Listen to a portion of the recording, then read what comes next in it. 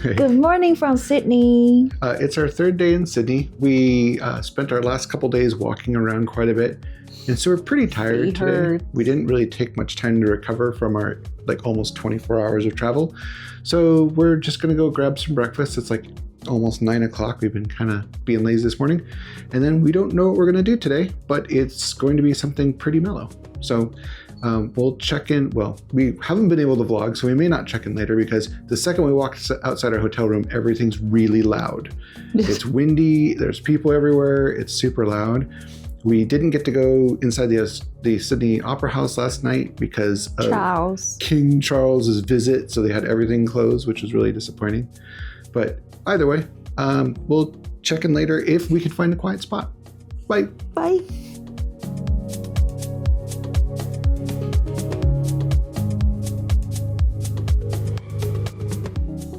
For breakfast, we decided to go to a different part of town. Since we were still a bit tired, we decided to use the light rail to get there. We picked a bakery in Surrey Hills and headed on out. The way the light rail works is a little interesting in that you either have a transit card or a credit card. You swipe that at the station before you enter the train. On the way back, you just swipe it at the station again, but it's not clear when you get there exactly what you're supposed to do because it's made for locals likely. We had breakfast at the Burke Street Bakery in Surrey Hills, and it was really good, and we were really happy with the food there.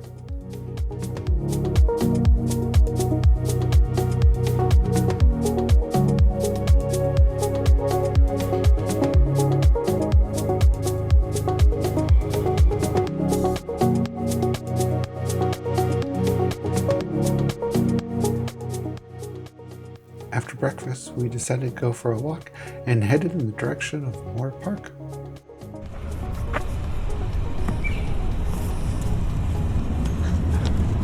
I can't see the screen. That's hilarious. You see me? Yeah. That's hilarious. This is not Norway. What is that thing? I don't know. That's for kids to walk on. Oh yeah, it's just for running up and down. It'd be a great traction test for new shoes. That's fun. That's I awesome. like it.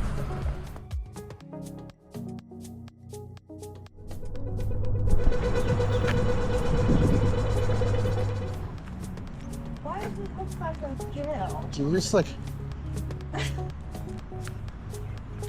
you think it looks like a jail? it's super weird.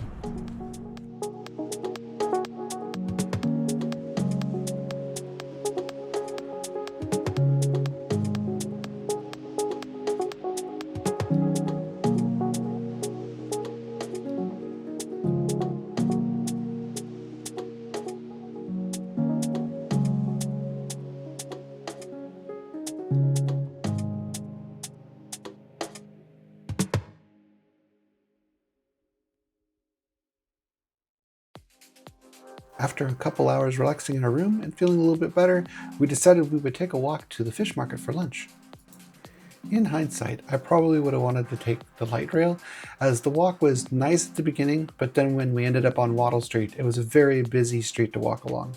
We did find the light rail station on the way back. It's right across the street from the fish market, so that would be my recommendation if you're not staying nearby.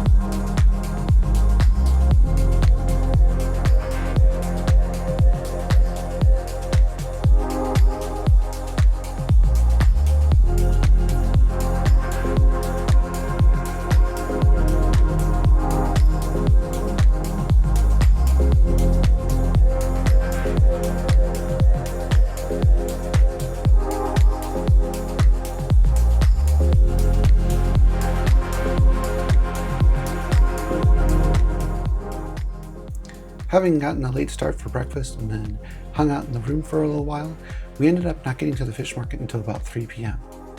Because it was so late, some of the places, including this place, Peter's, didn't have food that they were making anymore. The only thing they had were the leftover pre-made items, and there wasn't a lot to choose from in this location. On our way to get our lunch from the Fish Market Cafe, we stopped at this little booth to get some scallops, which were quite a bit larger than any other place in the market.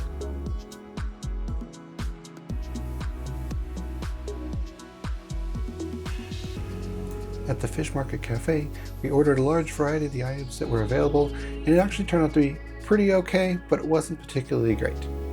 Melody really did enjoy the scallops, though, that we got at the other booth.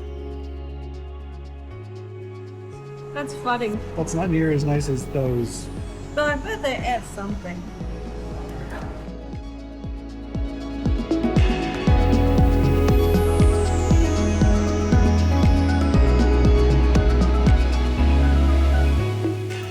After finishing our large, heavy meal of deep fried fish, we headed out of the market.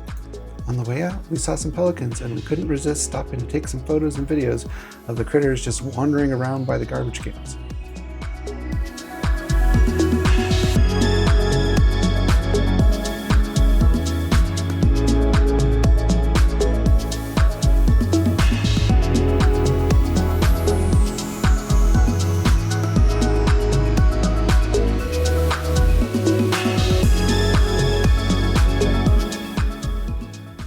On the way out of the parking lot, we were a little surprised that there was no sidewalk available.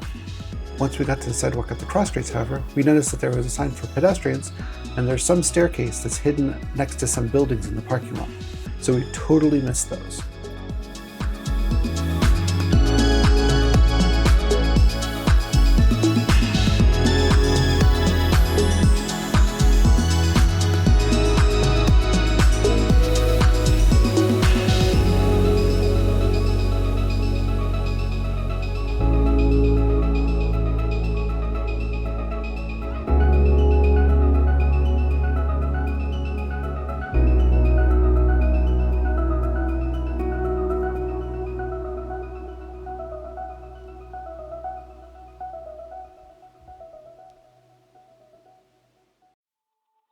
After a short stop in our hotel room, we headed out a little after 5 to go to the Sydney Opera House.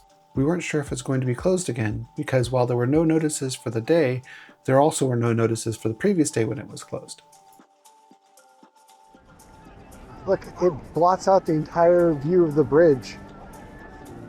We decided to take the light rail again since it was so convenient, and it ended up being $7.96 for the day for our round trip for breakfast and the one way out to the Sydney docks. At this point, we found out that it was yet again closed. The only way to get through was the underground area that goes past the ticketing booths and goes past the Opera House underneath the ground.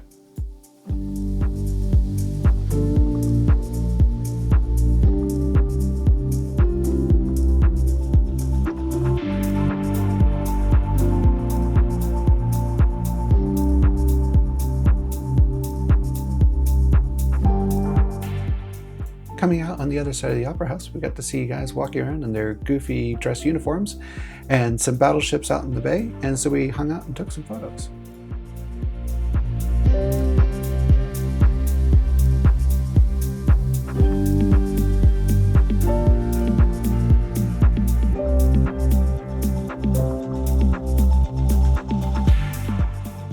Our goal at this point was to walk around the bay area and get to across the water from the Opera House so we could take some photos. It was getting late in the evening and we were planning to take some sunset photos and some night photography of the Opera House.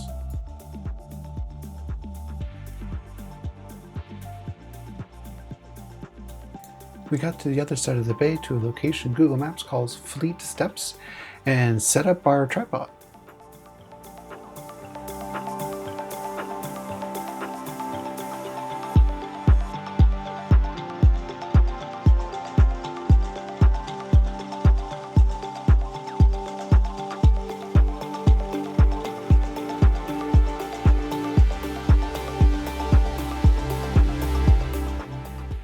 Because I brought my 100 to 400 zoom lens with me, I was able to zoom in and see a couple groups of people that were doing the Sydney Bridge climb.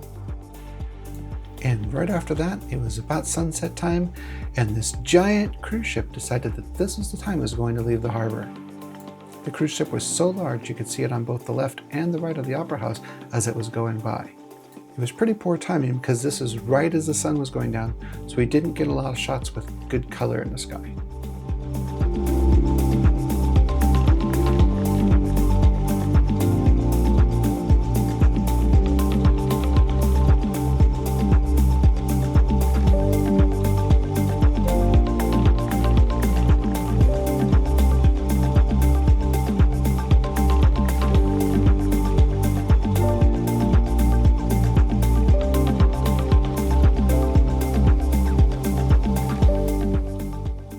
Other than the cruise ship, we also had the challenge of a groundskeeper driving an ATV with bright lights on, going around the other side of the bay from us. Fortunately, I got good shots without the ATV in them, but it definitely meant we had to wait an extra few minutes while he cleared the area. The Sydney Opera House doesn't disappoint at night though, and it even has a light show on one of the domes on the outside for a little while after sunset.